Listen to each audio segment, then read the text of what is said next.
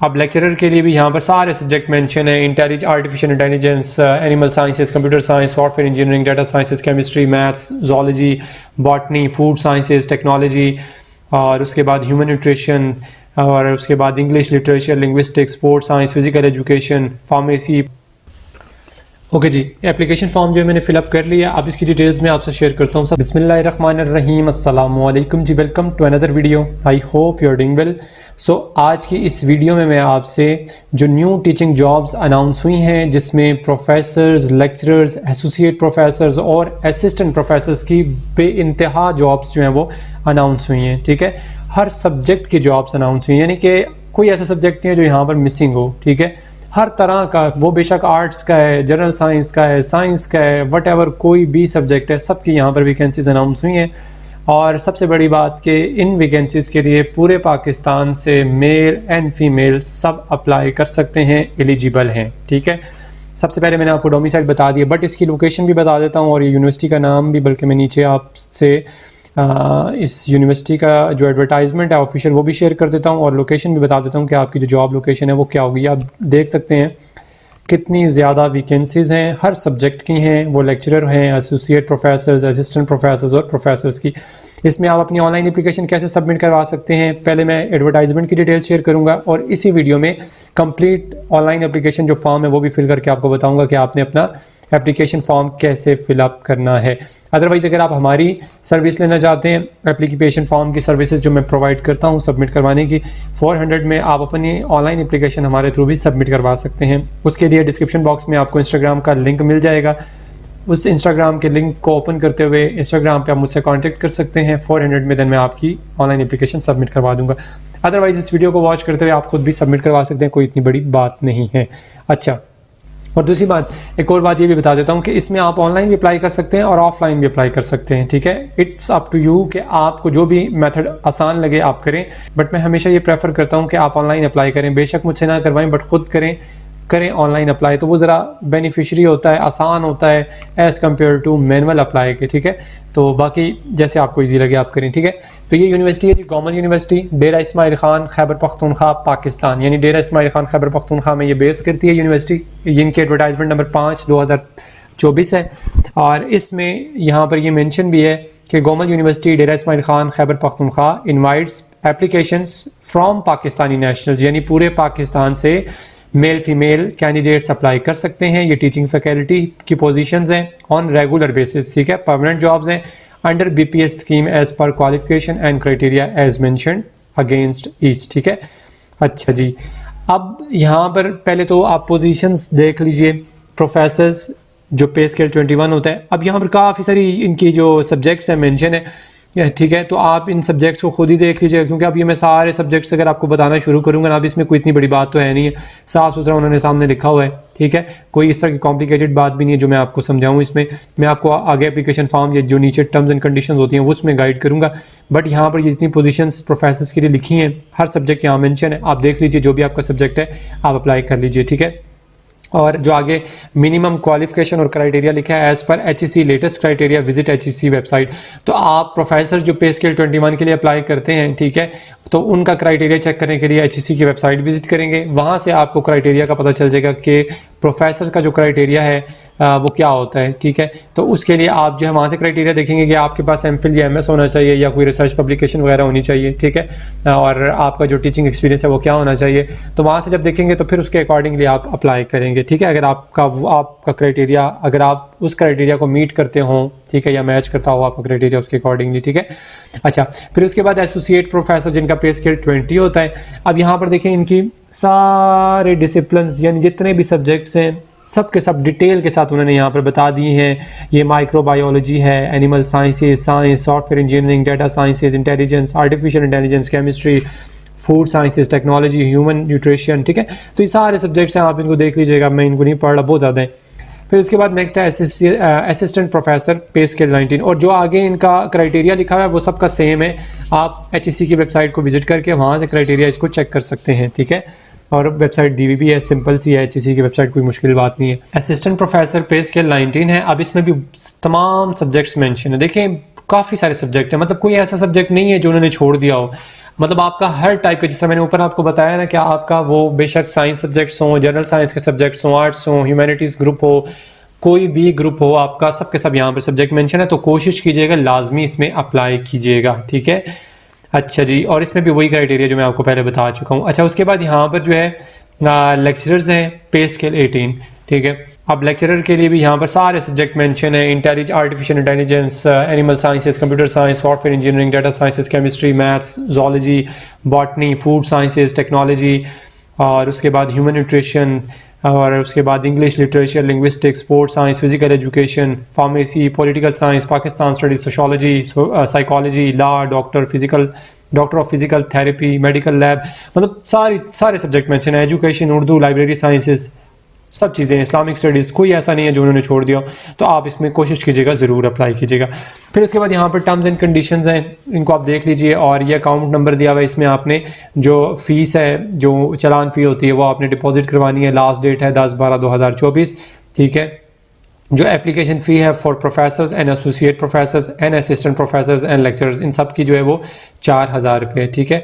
और जो प्रोफेसर्स की और एसोसिएट प्रोफेसर्स की एवेल्यूएशन फ़ीस होती है वो 6000 रुपये, ठीक है। ये तो आपकी ये चीज़ें होगी, मैंने आपसे शेयर कर दी हैं। बाकी अगर आप मैनुअल एप्लीकेशन फॉर्म भेजती हैं तो the applicants for the position of serial number 1 to 2 are required to submit 5 separate copies, 5 sets and others of the application form along with all the relevant documents and research publications, ठीक है। और उसके अलावा अगर आप multiple post के लिए apply करना चाहते हैं तो the applicants should submit there separate application forms along with all the relevant documents for each category.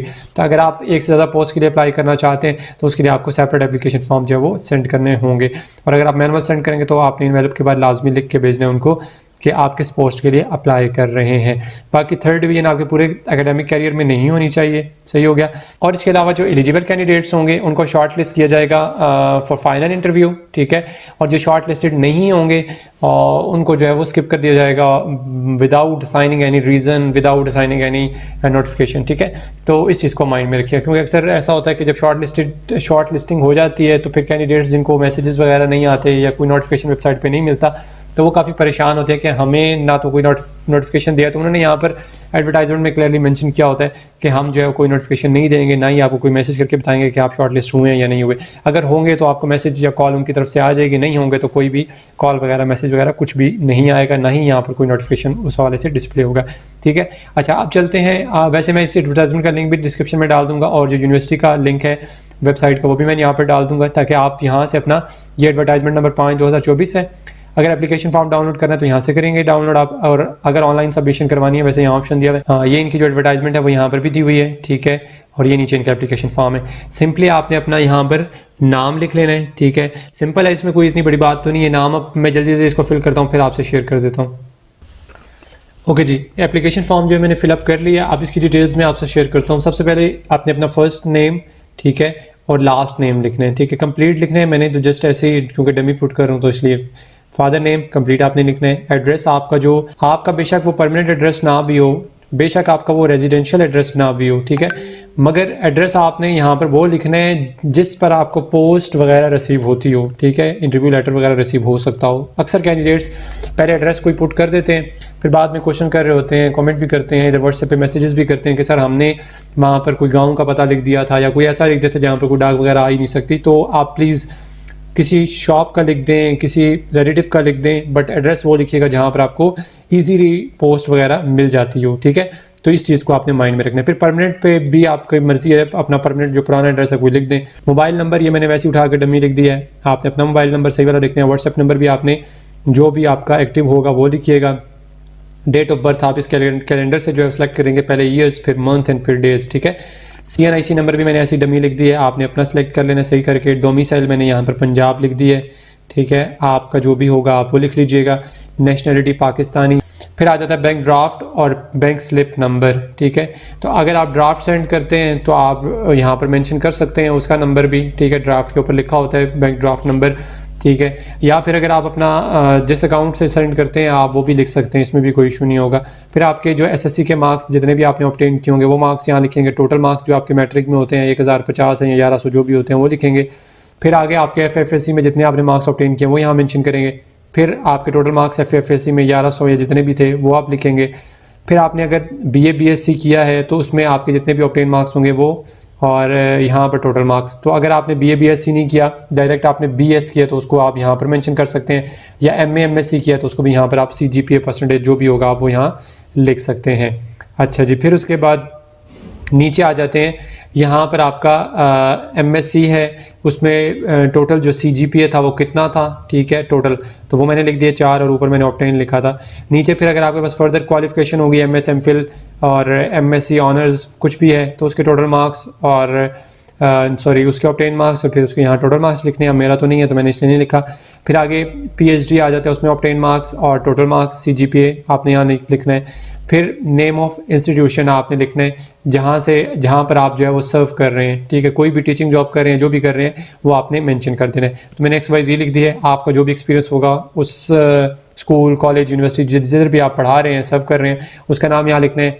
जो भी आपका डेजिग्नेशन है वो यहाँ लिखेंगे, ठीक है, विद BPS। मैंने सिर्फ यहाँ पे स्केल लिख दिया, आपने अपना डेजिग्नेशन भी लिखना है। आप एज आ वहाँ पर मैथमेटिक्स टीचर पढ़ा रहे हैं, जिस तरह भी जो भी डेजिग्नेशन है वो यहाँ लिखेंगे, साथ में पे स्केल भी लिखेंगे, कब से कब तक पढ़ा रहे हैं, ठीक है, वो ड्यूरेशन आपने यहाँ पे मेंशन कर देनी है, ठीक है। तो ये मैंने मेंशन कर दिया है। इसी तरह जो नेचर ऑफ जॉब है वो आपकी परमानेंट है या टेम्परेरी है, तो ये नीचे ऑप्शंस काफ़ी सारे दिए हैं, तो आप टेम्परेरी है तो वो कर दें, परमानेंट है, फिक्स पे है या कोई अदर है तो आप यहाँ से सेलेक्ट कर सकते हैं, ठीक है। फिर इसी तरह नीचे आ जाए तो यहाँ पर इन्होंने जॉब डिस्क्रिप्शन टीचिंग दी है, यानी कि जो आपने ऊपर मेंशन किया है डेजिग्नेशन अपना टीचिंग का, तो उसकी डिस्क्रिप्शन यहाँ पर आपने लिखनी नहीं है, ठीक है। आप एज वहाँ पर क्या पढ़ा रहे हैं और अपनी जो भी ड्यूटीज़ हैं वो रिस्पॉन्सिबिलिटीज़ यहाँ लिख सकते हैं आप डिस्क्रिप्शन में। नेम ऑफ इंस्टीट्यूशन, अब ये दोबारा आपको एक नया ऑप्शन दे दिया है। ऊपर आपने फर्स्ट एक्सपीरियंस शेयर किया, अब यहाँ पर आप सेकंड एक्सपीरियंस अगर है तो शेयर करें, नहीं है तो आप बेशक सेव कर दें, कोई इशू नहीं है, ठीक है। तो मैंने इसमें अब XYZ जान के लिख दिया क्योंकि मैंने ऊपर एक दफ़ा लिख दिया है, मैं बार बार अब नहीं लिख रहा। तो आपका अगर मल्टीपल एक्सपीरियंस होगा, एक से ज़्यादा एक्सपीरियंस होगा, तो आप दोबारा से यहाँ पर नए इदारे का नाम लिखें जहाँ पर आपने सर्व किया है, उसमें डेजिग्नेशन जो पे स्केल है वो दोनों चीज़ें यहाँ पर मेंशन करें दोबारा से। कोई अगर नया है तो ठीक है, नहीं है तो आप बेशक छोड़ सकते हैं, ठीक है। और कंप्लीट यहाँ पर डिटेल्स लिखनी है, यहाँ पर आपने डेट लिखनी है कब से ज्वाइन किया था, और यहाँ पर 2 पे अपनी डेट लिख लेनी है जो भी आपका होगा। फिर उसके बाद नेचर ऑफ जॉब अगेन वही है, सेम जॉब डिस्क्रिप्शन टीचिंग वही है, दोबारा नेम ऑफ इंस्टीट्यूशन दोबारा वही आ रहा है, ठीक है। डेजिग्नेशन विद पे स्केल फ्रॉम, अब ये दोबारा से नया दोबारा वो आ गए। तो ये आपको 4-5 ऑप्शन मिलेंगे, तो आपके पास जितना भी एक्सपीरियंस होगा वो यहाँ मेंशन कर सकते हैं, 1 से 2 साल जितना भी है आप लिख दें, बाकी छोड़ दें, कोई इशू नहीं होगा इसका। इसको मैं नीचे कर देता हूँ। और अच्छा जी, यहाँ पर इसको थोड़ा सा स्क्रॉल डाउन करेंगे क्योंकि यहाँ पे काफ़ी सारा एक्सपीरियंस के ऑप्शंस दिए हुए हैं, ठीक है। फिर उसके बाद रिसर्च प्रोजेक्ट के हवाले से वो पूछ रहे हैं। अब ये जो PhD के कैंडिडेट्स होंगे या MS MPhil में भी कुछ होता है, तो अगर रिसर्च का आपका है कोई एक्सपीरियंस है, अगर आपने रिसर्च की हुई है तो आप उसकी डिटेल्स यहाँ पर मेंशन करेंगे। अब मेरी तो नहीं है तो इसलिए मैंने मेंशन नहीं की। उसकी ड्यूरेशन यहाँ पर कब से कब तक की है वो लिखेंगे। फिर नीचे ये डोनर एजेंसी है, ये सारी चीज़ें यहाँ पर आप मेंशन करेंगे। अब ये जिनकी PhD होगी वही करेंगे, ठीक है। ये करने के बाद फिर आपने इस फॉर्म को क्या करना है, यहाँ पर सबमिट कर देना। तो सिंपल सा फॉर्म है, बट अगर आप मैनुअल भी करना चाहते हैं तो मैंने वो मैनुअल के हवाले से भी आपको बता दिया है। इसको क्रॉस करता हूँ, ये यहाँ से डाउनलोड फॉर्म करेंगे तो मैनुअल आ जाएगा। अगर आपको ये नहीं समझ आता ना तो आप डाउनलोड करने के बाद उस फॉर्म को प्रिंट आउट कर लें, या यहीं पर आप प्रिंट आउट भी नहीं बल्कि सॉरी आप करेंगे, आप इसी फॉर्म को यहाँ पर डाउनलोड करेंगे तो ये आपके पास वर्ड फाइल में ओपन हो जाएगा, ठीक है। वर्ड फाइल में ओपन होगा, वहाँ पर उसको ऑनलाइन आप फिलअप करेंगे। बल्कि मैं आपको दिखा ही देता हूँ, मैंने ऑलरेडी बल्कि इसको फिल कह रहा हूँ ओपन किया था, मैं इसको दोबारा से कर देता हूँ ओपन। अभी ये ओपन हो रहा है, ठीक है। ये ऑफिस में ओपन हो जाता है। इनेबल एडिटिंग करेंगे और यहाँ से आपने ना इस फॉर्म को, ये देखें यहाँ पर आपको ऑप्शन दिया हुआ, इस फॉर्म को आपने फिलअप करना। अब ये थोड़ा छोटा सा है तो इस फॉर्म को थोड़ा सा मैं बड़ा कर लेता हूँ। ओहो, ये पेज 2 पे चला गया, तो इसको मैं थोड़ा सा, यस, ये पूरा फॉर्म है। अगर आपको वो मुश्किल लगता है दूसरा वाला फॉर्म तो आप सिंपली इस फॉर्म को पहले यहाँ पर फिलअप करें, ठीक है। ये इस तरह आपके पास आ जाएगा ऑप्शन, तो इसको फिलअप करें। यहाँ पर अपनी फ़ोटो जो है वो पेस्ट करेंगे, बाकी जितनी डिटेल्स यहाँ लिखी हैं, name in block letters, father name, address, तो डिटेल के साथ इस फॉर्म को यहाँ पर फिल कर लें। तो ये आप अगर इसको ठीक समझते हैं, ज़्यादा अपने लिए आसान समझते हैं, तो इसको आप फिलअप कर लें आसानी के साथ, और इसके साथ जितने रिक्वायर्ड डॉक्यूमेंट्स हैं वो अटैच करें और क्लोजिंग डेट से पहले उनको सेंड कर दें आप, ठीक है। तो ये कंप्लीट एडवर्टाइजमेंट के हवाले से और एप्लीकेशन फॉर्म के हवाले से मैंने कंप्लीट डिटेल्स आपसे शेयर कर दी हैं। फिर भी कोई क्वेश्चन हो then you can ask in comment box section. And best of luck, अल्लाह ताला आप सबको कामयाब करे, खुश रहें। नेक्स्ट वीडियो तक के लिए अपना बहुत सारा ख्याल रखिएगा और दुआओं में याद रखिएगा। अल्लाह हाफिज़।